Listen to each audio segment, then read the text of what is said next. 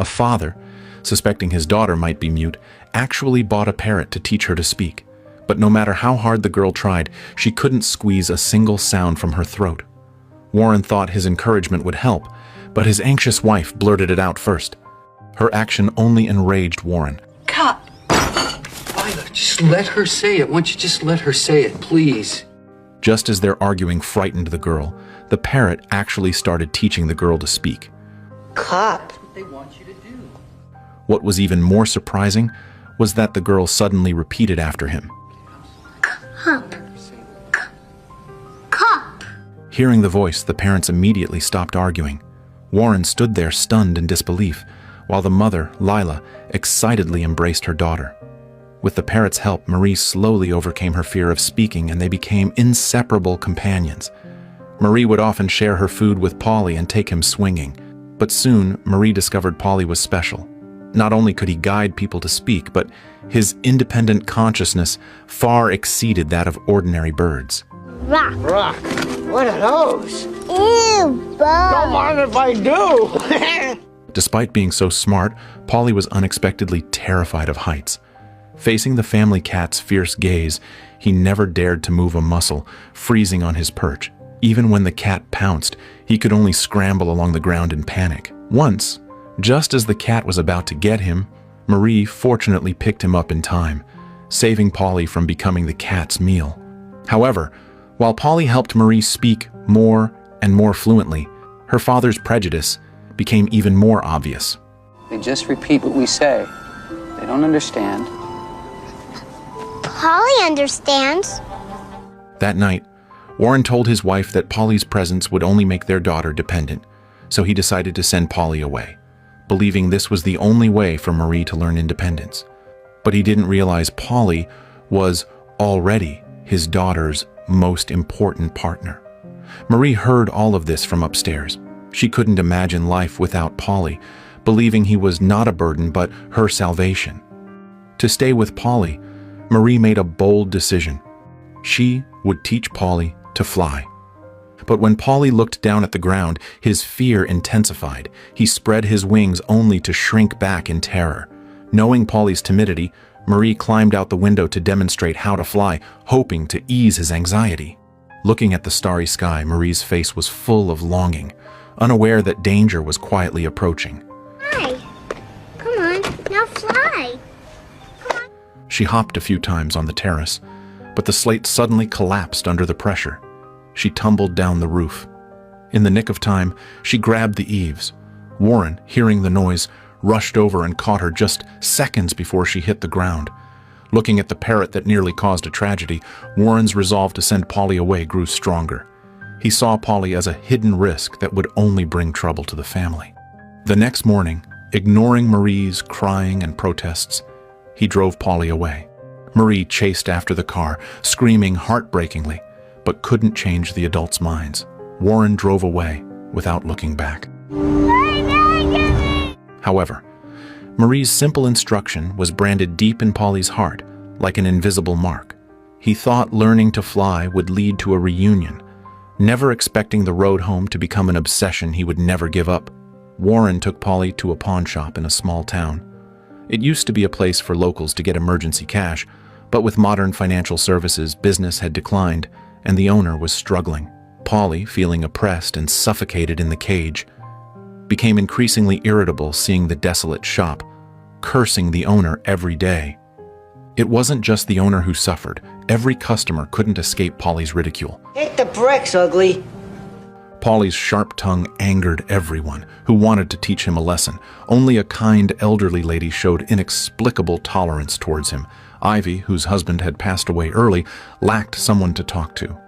She knew she needed a companion, so she decided to buy Paulie at a high price, hoping for someone to talk to for the rest of her life. But on the way home, Paulie's chatter never stopped, giving Ivy a headache. Unable to bear it, she opened the cage to let him go, thinking they were incompatible and he should be free. But the flightless Paulie had no idea how to get back to Marie and was almost hit by falling objects. Terrified of wandering alone, he turned back and begged Ivy for help, not wanting to lose his only hope, his voice full of panic and pleading. Although annoyed, the kind-hearted Ivy understood his obsession after hearing the whole story and agreed to drive him home. When Paulie saw his former house, he screamed in excitement. But as Ivy rolled down the window, they saw a sold sign. A neighbor told them Marie's family had moved to far-off Los Angeles. Though disappointed, Paulie hoped Ivy would continue the search. Unexpectedly, Ivy admitted she was too old to handle the 3,000-mile journey. Paulie had to follow Ivy back to her RV. Watching the drizzle outside, he regretted not listening to Marie. If he had learned to fly earlier, he might be in his owner's arms now. But Paulie's stubborn longing unlocked Ivy's dusty memories, reminding her of her husband and their days traveling the world in this RV. RV living rose in mid-20th century America, linked to post-war freedom and exploration, becoming a way for many to pursue an authentic life. However, since her husband's death, the RV hadn't started. You miss Earl, Oh, what's that to do with that? like I miss Marie. Ivy understood this extreme longing. Seeing Paulie lovesick, she realized this obsession shouldn't be let down. So she made a crazy decision. She would start up the RV and drive it across hundreds of miles to take Paulie back to Marie. She hoped this longing across mountains and seas would have a happy ending. However, as they set off full of hope, they were unaware of the danger ahead. Along the way, they sang songs and took in the scenery, stopping from time to time at beautiful spots where Ivy sketched Paulie's silhouette. Through wind and rain, a deep bond formed between the human and the bird. But one day, while driving through the desert, the elderly Ivy's vision blurred due to fatigue, and she failed to notice an oncoming truck. When she finally realized, she tried to swerve, but the vehicle lost control and crashed into the rugged sand. Fortunately, it stabilized after a few bumps. Ivy sat paralyzed in the driver's seat for a long time. She got out to seek help, signaling Paulie to wait. Watching her stumble away, Paulie felt a strong unease, worrying her body couldn't handle the desert trek. The doctor's diagnosis dealt a heavy blow to Paulie. Ivy's eyes were aging severely and she would soon be blind. Not wanting to be a burden, Ivy encouraged Paulie to continue alone, saying he would reach Los Angeles by flying towards the sunset. Although Ivy tried to mask the sadness of parting, Paulie had long regarded her as family. He saw through her pretense of strength and felt the reluctance and guilt behind her smile. Paulie didn't want to leave when Ivy was most helpless. He couldn't accept letting the soon-to-be blind Ivy face the darkness alone. So, he put aside his search for Marie and chose to stay by Ivy's side, becoming her eyes to the world. He realized the most precious friendship lies in the companionship of the present. In the days that followed, Paulie faithfully accompanied Ivy through her darkest times. From chasing the past to guarding the present, Paulie's choice interpreted the profound meaning that companionship is salvation, until Ivy felt the last glow of the sunset and left Paulie forever. Looking at the empty bed, Paulie realized it was time to resume his journey. He remembered both Ivy and Marie hoped he would fly. This memory pierced his long-standing cowardice like a beam of light. He knew he couldn't escape anymore. To return to Marie, he had to summon his courage. This was both a desire for reunion and an answer to his two loved ones. Fighting his instinctual fear of heights, he flapped his wings hard. He didn't want to be trapped by fear anymore. Unexpectedly, his body truly soared. The feeling of overlooking the earth made him forget the fatigue and fear. He felt Ivy's warmth in the wind and saw Marie's smile in the clouds. Every flap of his wings was a response to two heavy expectations. He flew over forests and deserts, enduring hardships to head toward Los Angeles. After countless days and nights, a strange city finally made him slow the beat of his wings. He met other parrots and asked for help. They took him to their boss, Ignacio. From Ignacio, Paulie learned he was in East Los Angeles. L.A., oh my gosh, I made it! I made it, L.A., I don't believe it! I don't believe it. You can talk? Ignacio said his parrots only mimicked sounds, and he had never seen one like Paulie, who could truly converse. Ignacio kindly looked up information to find Marie's address, but found nothing. Paulie felt deep despair. At the other parrot's insistence, Paulie stayed at Ignacio's bar to perform while asking for news of Marie. He sang and danced, attracting tourists and even helped collect money. But a man named Benny saw how clever Paulie was and hatched a plan to get rich quick. He offered to buy Paulie for $10, but Ignacio refused, knowing his bad intentions. Benny didn't give up. Knowing many customers were illegal immigrants, he tipped off the police. As the police raided the place, Benny took advantage of the chaos to grab Paulie and sneak out. He pretended to be a savior, lying that he rescued Paulie from the police. Naive Paulie believed him, forgetting he had seen Benny at the pawn shop earlier. Back then, Benny already had bad intentions toward Paulie. But Ivy took him away first, stopping him from getting what he wanted. Benny lied to Paulie, saying he could help find Marie. But hiring a private investigator would cost a lot of money, so they needed to figure out a way to raise some cash first. The next day, Benny actually brought Paulie to a bank and had him perch in a tree to spy on people entering their withdrawal passwords. Right after that, Benny moved in close to the victims, pretending to bump into them while pulling his tricks. But Paulie had no idea this was against the law, and before long Benny was raking in the cash. Just when Paulie asked Benny to take him to find Marie the next day, Benny's girlfriend unexpectedly got greedy. She demanded that Paulie steal some jewelry for her before she would agree to lead the way. Desperate to find his owner, Paulie agreed without hesitation.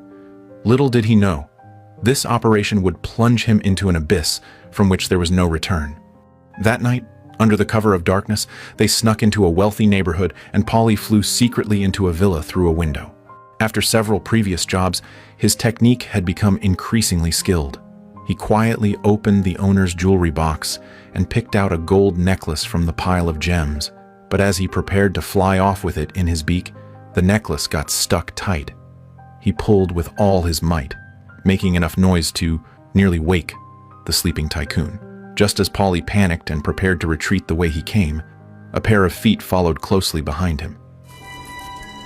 Turn around. The boy caught a glimpse of Benny waiting outside the window. Terrified, Benny fell straight off the ledge and fled in a panic with his girlfriend. Although Paulie struggled desperately, he was firmly caught by the homeowner. The next day, the owner sent Paulie to an animal shelter. Dr. Reingold was amazed by his outstanding linguistic talent the moment he saw him. When Paulie asked to find Marie, Dr. Reingold agreed without hesitation, but then immediately demanded that Paulie cooperate with his academic research.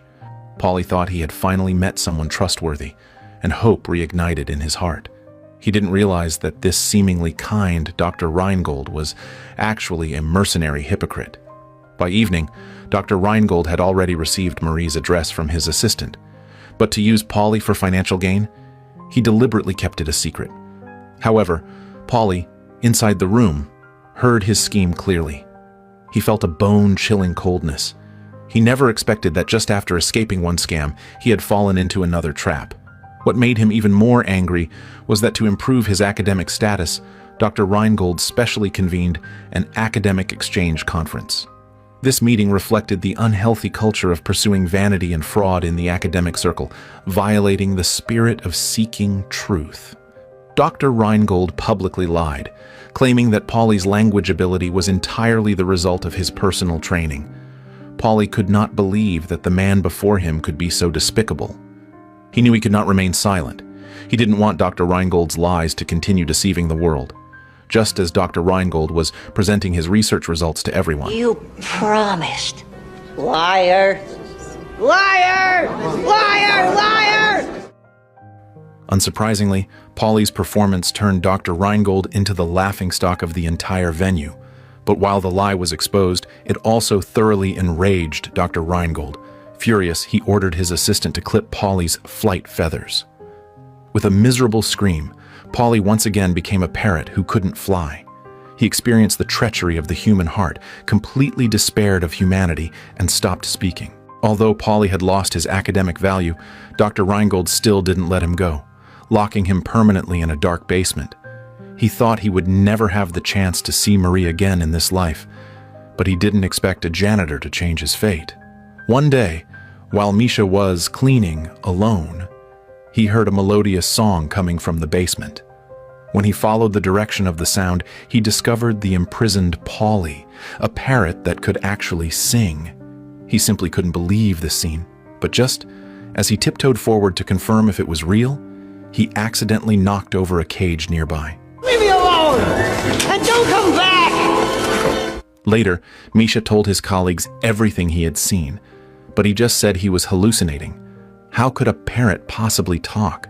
To prove he wasn't talking nonsense, Misha planned to buy a mango, the parrot's favorite, hoping to entice Paulie to speak again. However, faced with a delicacy he hadn't eaten in a long time, although Paulie was drooling and the familiar fruity scent lingered on his nose, he didn't dare relax his vigilance. Memories of being deceived and hurt in the past flooded his mind. He believed that human hobbies were all traps and didn't want to fall into a desperate situation again, due to trust. It wasn't until Misha was about to eat the fruit himself that Paulie finally couldn't resist the temptation and spoke up. All right, mango, mango, mango, M-A-N-G-O, mango. Are you happy now? Misha couldn't believe his ears. Paulie could not only speak, but could even clearly spell out words and letters. But he couldn't understand why Paulie, with such talent, hadn't shown it at the academic conference before. Paulie realized Misha had no malicious intent, and his tight defenses gradually dropped. So he told the story of his past in detail. After learning of Paulie's tragic experience, the kind-hearted Misha was deeply touched. He, too, was someone living far from home. He understood the torment of missing family and fully understood Paulie's obsession with Marie. He couldn't accept that such a loyal parrot was trapped in the dark. He believed Paulie deserved a chance for a reunion, so he made a bold decision on the spot. But just as he hurriedly brought his toolbox to rescue Paulie, Paulie's reaction exceeded his expectations. Although Paulie kept trying to stop him, worried that this move would implicate Misha, Misha still pried open the cage and gave Paulie his freedom back. In Dr. Reingold's office, they quickly found Marie's address. The moment the information was verified, Paulie felt incredibly excited. They thought they could leave smoothly, but unexpectedly, as soon as they turned around, they bumped right into Dr. Reingold. Dr. Reingold understood everything the moment he saw Paulie and immediately signaled his assistant to capture him. Seeing that the poor little guy was about to be caught back into the dark basement, Misha didn't hesitate to step in front of him. Misha feared no oppression from Dr. Reingold and firmly took Paulie away. This behavior implied resistance against the abuse of power and echoed the simple pursuit of individual rights and justice. But as soon as he went down the stairs, he found the main gate was blocked by security guards. Paulie stood tightly on Misha's shoulder. He felt a panic like falling into the abyss again. He couldn't imagine the consequences if they were caught. Seeing that they were about to be caught by the staff, Misha hurriedly hid in a research room and quickly locked the door. Looking at the animals being used for experiments, a crazy idea suddenly sprouted in Misha's mind. Meanwhile, Dr. Reingold, blocked outside, banged furiously on the door, and finally, the door was opened. After security forcibly pried the lock, but the moment the door opened, a rat dashed out from inside, causing Dr. Reingold to freeze on the spot. It turned out that before they broke in, all the research animals in the room had been quietly released, and Misha had already taken Paulie and escaped through the window. Following the information on the paper, Misha took Paulie and found Marie's home. Thinking of seeing the owner he missed day and night, Paulie was so nervous he almost stopped breathing. Just then, Paulie glimpsed a familiar figure outside the house. He thought it was the long-awaited reunion, but when they rushed forward, what came into view was a strange face. And the little girl was so scared, she turned and ran into the house. Paulie instantly felt extremely disappointed. All hope turned into bubbles at this moment. The suffering of the past seemed to have lost all meaning, but then a beautiful young woman suddenly ran out of the house. Paulie was so scared he backed away repeatedly. In the depths of his memory, Marie was a cute young girl. And how could the graceful young lady before him be his owner? He worried this was another carefully designed scam, so he urged Marie to leave quickly. But then, a very familiar song came from behind him. It was the tune Marie used to hum to Paulie when she was a child, a memory that belonged only to them. Paulie finally believed that the girl in front of him was Marie. Paulie flapped his wings excitedly like a wronged child and suddenly soared into the air, landing steadily in Marie's hands. Paulie never expected that to return to Marie's side. He would spend 20 years and travel across half of the United States to fulfill this concern. This is a healing movie wrapped in a shell of innocence, but hiding warmth and strength.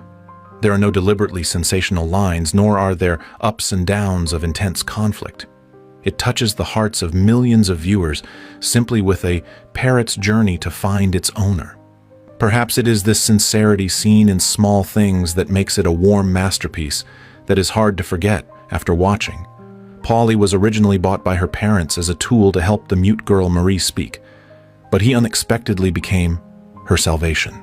Through quiet companionship, he helped Marie progress from being unable to force out a single sound to speaking fluently. Marie used pure trust to give the acrophobic and timid Paulie a warm reliance. She would share snacks, protect him when the cat pounced, and tried to teach him to fly, just so he could fly back even if they were separated. But her father's prejudice abruptly cut off that connection. He decided that Paulie made Marie too dependent and sent him away regardless of the child's heartbreaking cries. That sentence, "You have to fly back to me," became an obsession carved into Paulie's heart. The success of the film lies not only in the twists and turns of Paulie's journey, but also in the fact that every character is vivid and three-dimensional.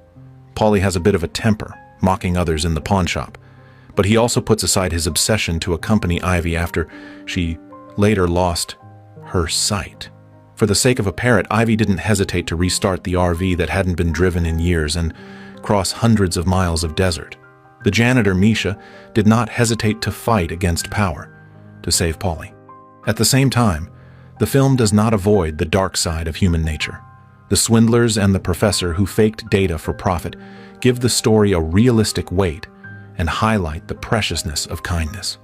After 20 years, when Paulie reunited with the now-grown Marie in Los Angeles because of the familiar song from her childhood, all the waiting finally made sense. He once dared not spread his wings because of a fear of heights, but he flew with all his might for a promise. He once despaired of humanity because of deception, but he never lost the concern in his heart. This journey is very much like our lives. We will encounter prejudice and betrayal, but we will also harvest warmth and protection. And those obsessions and kindness hidden in the bottom of our hearts will eventually become the power to cross difficulties. Perhaps we won't travel across half the United States like Paulie, but as long as we keep the purity and persistence in our hearts, do not run when we feel lost, and do not give up when we are hurt, we will eventually encounter our own warmth on the journey of life and write our own unique splendor.